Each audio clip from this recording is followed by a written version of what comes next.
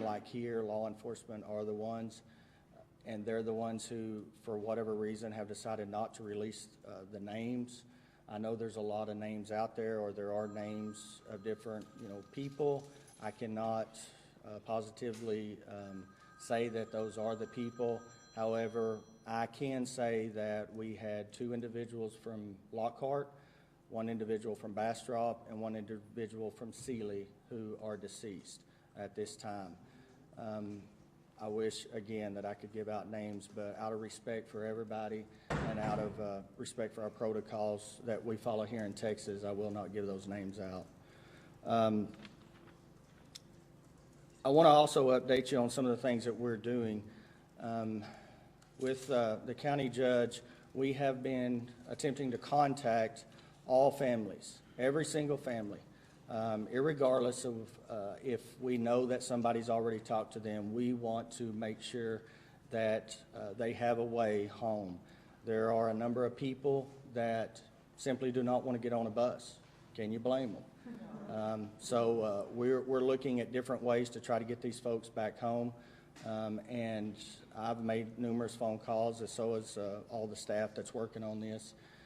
The majority of the people, their families are en route or are already there to pick up their loved ones. Obviously, because we had 49 folks on the bus, we have varying degrees of injuries. Some people have been released yesterday from the hospital. Some have already been released today. I've heard some are going to be Friday. As y'all know, it just varies. But we do have most of them, the family members are there.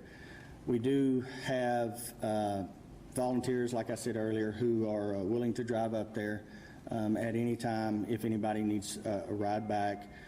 I've reached out to Carlos Lariano, Lost Pines Toyota here in Bastrop. He's graciously offered to supply any of his vehicles and his personnel to drive up there. Also, we have a business in Smithville who would do the same thing. The Toyota dealership in Biloxi was notified. They're willing to pick up folks, bring them back. So we have ways for everybody to get back home when they do get out of the hospital, so we haven't forgotten any of that. I just want to make sure y'all are aware of that. One thing that I do want to make sure everybody knows is that there was a bus that left approximately 10 minutes ago.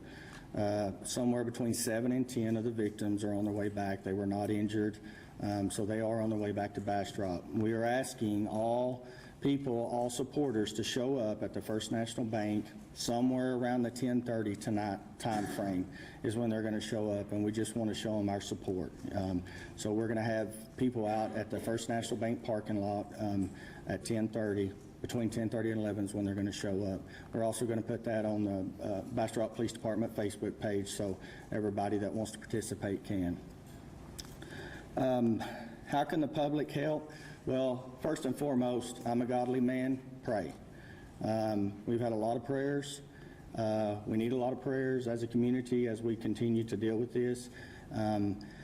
It's going to be very hard for us right now. It is very hard for us right now to know exactly what the needs are, but as folks come in and we are able to assess the needs at that point in time, then we'll figure out exactly what needs to be done. We do have a fund set up, and let me give you that information. A fund's been set up at the First National Bank here in Bastrop, and the title of it is the Biloxi Senior Trip, and all of this information will also be on the Facebook page of the police department. The account number is 214-2222. The phone number for the bank is 512-321-2561. And that fund's been set up for the victims, for the deceased. The senior center is going to be the ones who are manning that fund. But if anybody would like to, because I know we've had people want to give monetary donations, so that fund is there for that purpose. I read the report just briefly, and I was kind of briefed on the NTSB report, what they've given out so far. And again, I'm not going to speculate anything. This is just what the report said, that the train was traveling 26 miles an hour, that when it made impact. It was at 19 miles an hour because, you know, obviously they slowed down, and it pushed the bus approximately 300 feet. I do not know. I can speculate, but I'm not going to do that, as to why the bus was stranded on the track. You know, the investigation will obviously reveal what had occurred there. Through NTSB, it was reported that there was 26 accidents at that crossing since 1976, and I think there may have been 3 fatalities. I don't know if the crossing, obviously I'm not there, I've never seen it, so I don't know if it's what we would consider a dangerous crossing or what's going on with that crossing. That'll all come out during the investigation. That's really all I have at this point. I would field any kind of questions that you may have. Chief, do you know the extent of the injuries and how many senior citizens may have been injured on that bus? There was approximately 49 plus the driver on the bus. 40, and these are approximate numbers, 40 were taken to the hospital. Of course, 4 deceased. Out of those 40, and I have talked to quite a few family members, we have from broke ribs to, you know, fractured spleens, you know, to broke legs. It runs the gamut. So it's difficult to say, you know, put a pinpoint on it, because there's all varying types of injuries. Obviously, one of the biggest injuries that everybody's going to face is the mental part of it, because you know, having to go through a tragedy like this, and then obviously a lot of them probably saw things that they'll never forget. So we do have counselors on standby.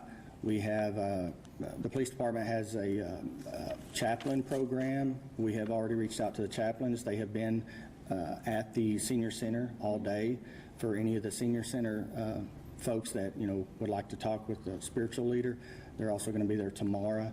We're going to have counselors there this evening at 10:30, just in case any of them need anything. So that's one of the things that we forget all the time is the mental part of it and what they're going through. You mentioned 8 people were close to minus a couple people were picked up from Sealy, but it says that the vast majority of people were picked up that were from Bastrop County, or their friends of people from Bastrop County. Well, I did not mention how many were picked up from Sealy. I do not know that question or that answer. I do know that there were 27 Bastrop community people. In other words, within the city and within the county, 27. I do not know how many Sealy residents there were or how many Lockhart. I don't have the list in front of me. We do know. For some reason, I'm thinking somewhere around 5 Sealy, 5 Lockhart, somewhere in that frame. But because I don't have the list, I can't tell you exactly. What type of support services are out there for these families? You described the partnership for getting these families, getting these folks back after they were released from the hospital. Are there other support services that the county has, the city Bastrop has, to help with that emotional toll that you're talking about?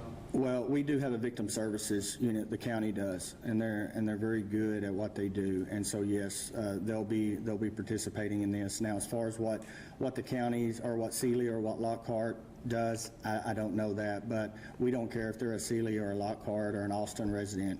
If they need some assistance, you know, we're here to help them as a neighbor. So we're going to do what we can. Any other questions? Judge, do you have anything?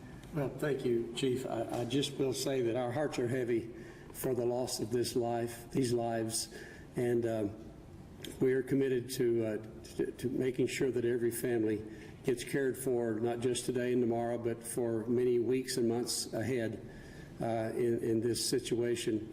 And it's even more burdensome to know that this accident may have been preventable. And I want these families to know that we are so saddened by their loss, and those who are injured and suffering from this tragedy, we will not forget those injuries as well. We'll be there to help them with that. And as this community has always done, we'll pull together, we'll hold each other's hand and give each other a big old loving hug, and make sure that no one gets left behind in this matter.